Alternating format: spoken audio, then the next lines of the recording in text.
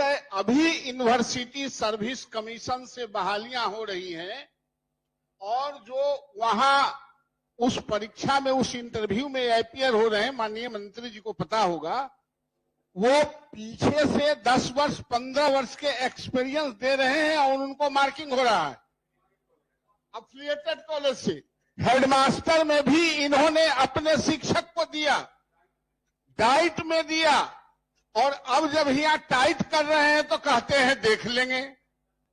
इसलिए महोदय, सबसे बड़ी बात है कि आप जो लगातार 15 वर्ष 20 वर्ष से सेवा कर रहा है और आपने एक निकाला कि हम सक्षमता परीक्षा लेंगे, हालांकि वो लोग परीक्षा एगो दूगो नहीं दिया है, हमेशा लेते रहे हैं, लेकिन सक्षमता परीक्षा में आपने कहीं यह नहीं कहा था कि लेंथ ऑफ सर्विस जो पहले से होगा हटा के लड़कन के सीनियर कर देंगे या बूढ़ा को जूनियर कर देंगे। इसलिए महोदय, सेवा निरंतरता के बारे में माननीय मंत्री जी को क्या कहना है, अर्जिता अवकाश जो जरूरी है, ये 2-3 सवाल है, इसलिए प्रोन्नति का सवाल है। इसलिए महोदय, माननीय मंत्री से हम लोग उम्मीद करते हैं कि ये छोटे मोटे जो प्रॉब्लम है, ये विभागीय अधिकारी इसको उलझा के रखना चाहते हैं सारे लोगों से सलामी ठुकवाने के लिए, आप इससे निजात दिलवाइए।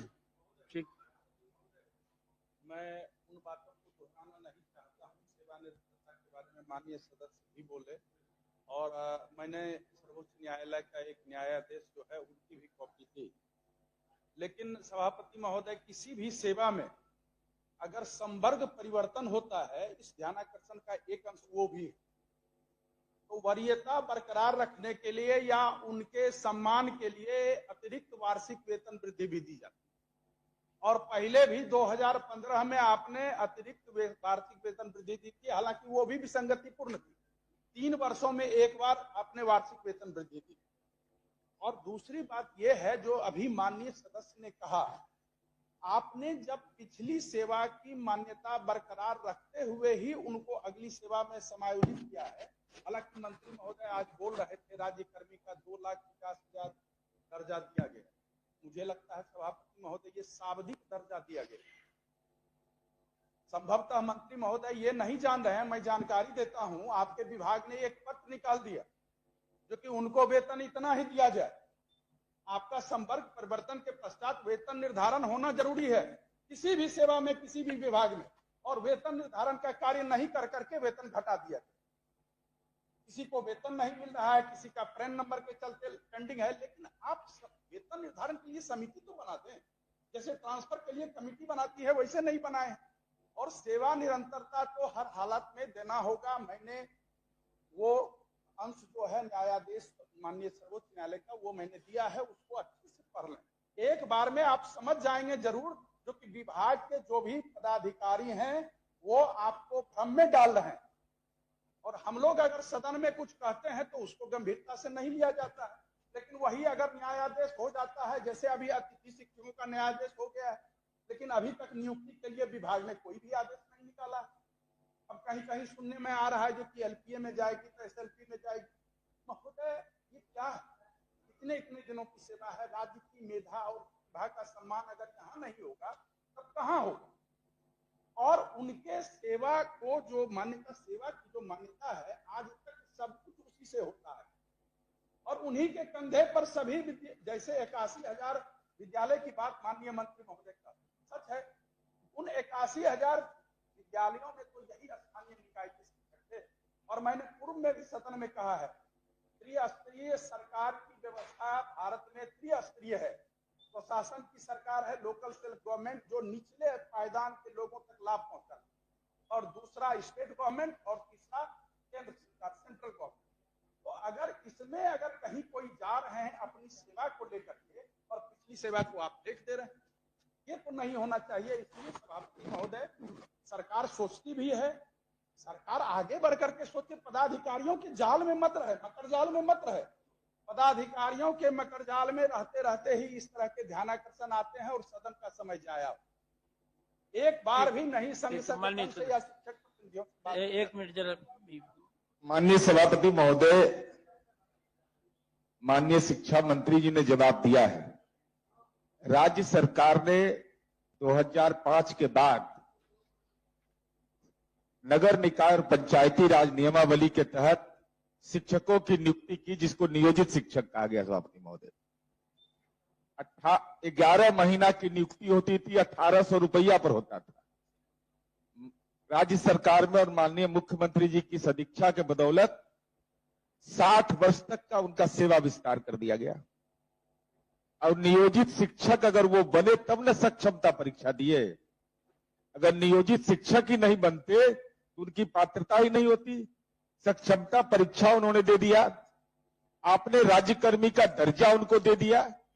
तो जो बुनियादी उनके लिए मापदंड तय किया गया उसमें था कि आपने नियोजित शिक्षक के रूप में अपनी सेवा दी है कि नहीं, तभी आप सक्षमता परीक्षा दे सकते हैं। वो ऐच्छिक था। तो हम केवल माननीय मंत्री जी से यह अनुरोध करते हैं कि इस पर गंभीरता से, इतना काम आपने शिक्षकों के लिए किया, सब जगह सरकार का यश मिलता है, लेकिन कुछ एक जगह पर ऐसी परेशानी होती है कि हम लोग भी तर्कहीन हो जाते हैं। वहां जब संवाद करते हैं शिक्षकों से तो वह बोलता है कि हम लोग 15 साल 16 साल क्या कर रहे थे, हमको सक्षमता परीक्षा क्यों दिलवाया आपने। उदाहरण पेश करता है जो भी नवल बयान बताए कि विश्वविद्यालय सेवा आयोग में वित्त पोषित कॉलेज का। इसलिए सभापति महोदय हम केवल अनुरोध कर रहे हैं इस पर माननीय मंत्री जी गंभीरता से विचार करें। दूसरी सेवाओं में हम लोगों के विधान परिषद में भी है कि दूसरी जगह जो सेवा किए हुए हैं उसको जोड़ करके उसकी वरीयता ली जाती है। हर जगह होता है, तो ये शिक्षा विभाग में क्यों नहीं होता है? शिक्षा, हाँ ठीक है, बोलने दीजिए माननीय मंत्री को। अब एक पॉइंट बोलेगा, सब आदमी बोलिएगा आप लोग, तो फिर रोज 2 ही क्वेश्चन आएगा शिक्षा विभाग का। सारी बातें आ गई हैं, अब मुख्यमंत्री माननीय मंत्री जी को बोलने दीजिए। माननीय सभापति महोदय, भी तो भेग आता है। जो बातें माननीय सदस्यों ने उठाई हैं तो ठीक है, उसको हम रिविजिट करेंगे, पुनः इसकी समीक्षा करवा कर हम एक कमेटी बनवा देंगे और जो इसमें सही बातें हैं जो लागू होने लायक होंगी वो हम लोग करेंगे। एक कमेटी स्तरीय पदाधिकारी के सेक्रेटरी के जो अभी ज्वाइन किए हैं उनके अंतर्गत बनवा देंगे और उसको 1 महीने का समय बजट के बाद। मंत्री जी आपसे विशेष आग्रह है, समिति नहीं नीति बनवा दीजिए। नहीं तो समिति को जल्दी से हो जाए करके उसके बाद हम ये लोग जरूरी है, निर्णय ले लेंगे। अभी हम तो समझ में नहीं आता कि इस तरह से क्यों ऐसे शिक्षा विभाग में लागू हो गया कि वरीयता नहीं लागू होगा। इससे महोदय सत्र में माननीय मंत्री ने सेवा निरंतरता एक आदमी बोलेंगे तो होगा, सब आदमी बोलेंगे तो कुछ आएगा नहीं। आश्वस्त किया था सेवा निरंतरता पर के लिए, इसलिए वो बात आगे बढ़नी चाहिए, वहीं पर रुका नहीं रहे महोदय। आपको कठिनाई हो तो कहिए, हम समिति बना देते हैं अपने ही का कि ये लोग आपको सलाह देंगे। समिति हम अपने स्तर पर, आपको जैसा मैंने कहा महोदय कि हम अपने स्तर पर करवा लेंगे और जो निरंतरता है या जो भी इन्होंने प्रश्न उठाए हैं 1 महीने के अंदर बजट के बाद, बजट सेशन में काफी कार्य रहता है, उसके बाद जो ठीक होगा उसको महोदय निर्धारित। ये बात तो लास्ट टाइम भी माननीय मंत्री ने कहा था, 15 दिन 10 दिन 11 दिन 1 महीना 2 महीना 2 साल 5 साल बजट सत्र के बाद, बजट सत्र के बाद, क्योंकि अभी बजट में व्यस्त रहते हैं लोग, उसके बाद इस पर समिति बना के अपना विचार करेंगे। समिति तो बनाइए, तो समितियां रिपोर्ट कब देगा ये खाली हम जानना। हम कहा कह रहे हैं कि 5 दिन में दे दीजिए, अप्रैल के लास्ट तक दे देंगे। अप्रैल के लास्ट तक आग्रह है। ठीक है महोदय, वैसे समिति आसन का निर्णय सर्वोपरि है और उसको सलाम निर्णय नहीं, आग्रह है कि हो जाएगा, निर्णय नहीं की जरूरत ही नहीं। चलिए अब 10 प्रोफेसर संजय कुमार से हो गया। श्री तरुण कुमार, और वित्त विभाग ने श्री तरुण कुमार सर्कुलर दिया, उसमें लिखा है कि सीमित प्रतियोगिता परीक्षा द्वारा एक सेवा से माननीय सभापति महोदय, आप दूसरे का बैठा जाए। माननीय सभापति महोदय, आपके माध्यम से हम माननीय मंत्री जी से आग्रह किए थे कि विश्वविद्यालय महाविद्यालय में हॉस्टल में छात्र रहते हैं, गरीब छात्र रहते हैं, उनके पढ़ाई के साथ साथ उनको भोजन की भी आवश्यकता होती है, जिसके लिए मंत्री जी ने जवाब दिया है कि भोजन का कोई व्यवस्था उनके लिए नहीं है। तो माननीय मुख्यमंत्री जो सब बढ़े बिहार बढ़े, इसके लिए बच्चे भी स्वस्थ रहेंगे और उनकी पढ़ाई अच्छा से हो, वो खाने के लिए या तो पढ़ाई करेंगे, गरीब के बच्चे होते हैं उसमें ज्यादा संख्या में, तो उनके अगर उनके भोजन का भी व्यवस्था हो जाए, पढ़ाई और आवासन के तो साथ साथ, प्रारंभिक अवस्था में तो भोजन की व्यवस्था है। जब प्रारंभिक में है सर, लेकिन और आगे जाने के बाद उसको ज्यादा भोजन की आवश्यकता होती है। अभी बेचारा दिन नहीं है, इसलिए आगे बढ़िए। माननीय सदस्य श्री अब्दुल वारिक सिद्दीकी, तो हो गया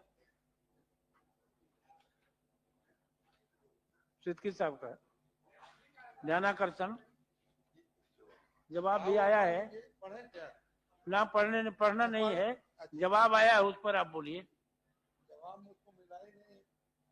मिला नहीं है, उत्तर आया वो, उसमें देखिए ना, नहीं आया है, आ गया है, आ गया है, आ गया।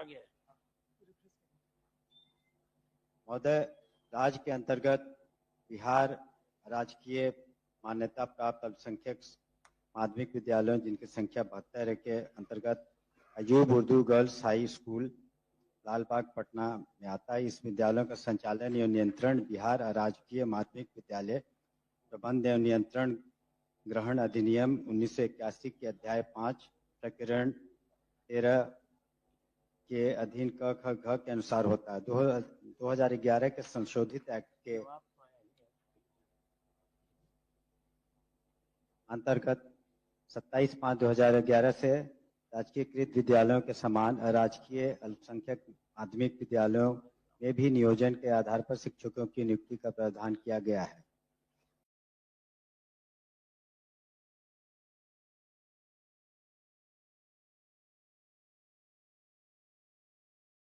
महोदय, कि क्या यह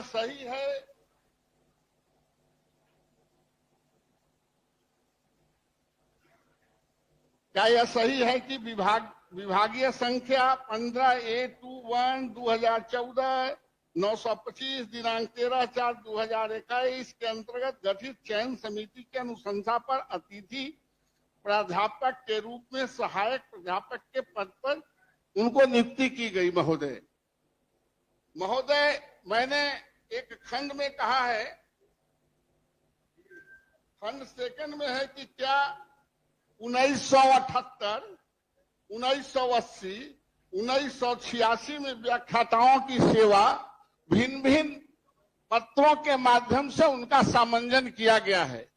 क्या बिहार सरकार जो हमारे अतिथि शिक्षक हैं उनको एब्जॉर्ब करना चाहती है, उस आधार पर उस तरह जो अन्य प्रदेशों ने महोदय किया है?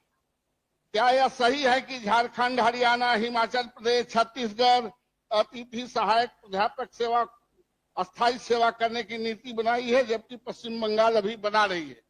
महोदय, मैं माननीय मंत्री से यह जानना चाहता हूं कि जब आपके यहाँ शिक्षकों की कमी है, शिक्षक बहाली कर रहे हैं और एक एक अतिथि शिक्षक सारे मापदंड के अनुसार उसकी नियुक्ति हुई है, और चाहे कॉलेज में हो और स्कूल में हो महोदय, अगर आप जिस रफ्तार से भरे जा रहे हैं उस रफ्तार को पूरी तरह से स्कूल और कॉलेज को भरने में लगभग 9 साल से 10 साल लगेगा। तो महोदय, मेरा आग्रह है कि जो अन्य प्रदेशों ने जो अपने अतिथि शिक्षकों को परमानेंट किया है, पैराफर्नेलिया पूरा करके, क्या राज्य सरकार उनको भी करने पर विचार रखती है अन्य प्रदेशों की तरह? बस यही जानना चाहती हूँ।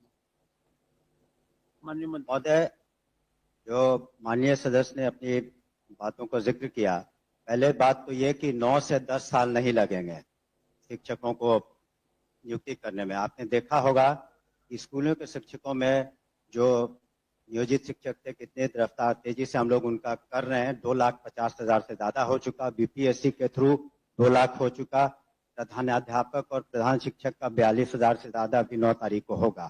तो उसी तरह कॉलेजों में रिक्तियों को देखते हुए इन शिक्षकों को का प्रावधान किया गया कि अतिथि शिक्षक रहेंगे, लेकिन वहां भी शिक्षकों की रेगुलर बहाली के लिए यहाँ पर कमीशन है और उसमें से करीब 1500 शिक्षक जो लेक्चरर हैं वो नियुक्त किए जा चुके हैं, शेष किए जा रहे हैं। तो तत्काल इस तरह का, ये बात उनका कहना सही है कि अन्य राज्यों में इस तरह की व्यवस्था है, लेकिन हमारे राज्य में तत्काल इस तरह की व्यवस्था हम लोग इस पर विचार नहीं कर रहे हैं, क्योंकि हम लोग रेगुलर अपॉइंटमेंट में कार्रवाई कर रहे हैं। धन्यवाद। ठीक, अब प्रश्नोत्तर काल समाप्त हुआ। महोदय जिन प्रश्नों के उत्तर हो गए हैं उन्हें सदन की मेज पर रख दे। माननीय शिक्षा मंत्री जी से एक आग्रह है, कल सवाल उठा था कि बहुत से विश्वविद्यालयों में आपने भेज दिया है, वेतन का पैसा भेज दिया है, 2-3 विश्वविद्यालय ऐसे हैं जिनको पैसा नहीं भेजा गया है। तो उसमें चूंकि होली का समय है, आज ही उसको हम निश्चित रूप से उसकी समीक्षा कर लेंगे महोदय। आज जब कैंसर से और कई तरह कैंसर से पीड़ित महिलाएं जो है वहां धरना पर बैठी है आरा में, और उन लोगों को पेमेंट नहीं मिला है, और ये बहुत गंभीर विषय है। आज महिला दिवस के रूप में हम कहना चाहते हैं कि महोदय वहां आरा में जो है और वीर कुंवर सिंह यूनिवर्सिटी में बहुत सारे कॉलेजों का जो पेमेंट नहीं मिला, अंगीभूत कॉलेजों का, और धरना पे बैठे वो लोग, ये बहुत गंभीर मसला है। तुरंत उसका पेमेंट करवाइए और होली के पहले करवाइए पेमेंट। देखिए, जो तो महोदय यूनिवर्सिटी को हम लोग डायरेक्ट पैसा देते हैं वो देते हैं, लेकिन उसमें कहीं भी जो अगर उसमें जाने में कमी होगी तो आज सेशन के बाद हम लोग उसकी समीक्षा कर लेंगे।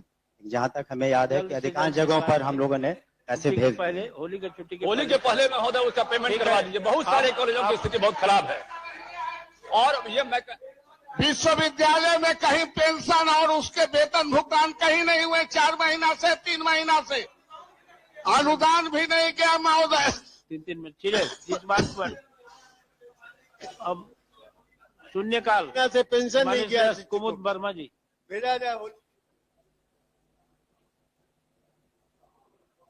कुमुद वर्मा जी। निजी जानकारी के अनुसार गया जिला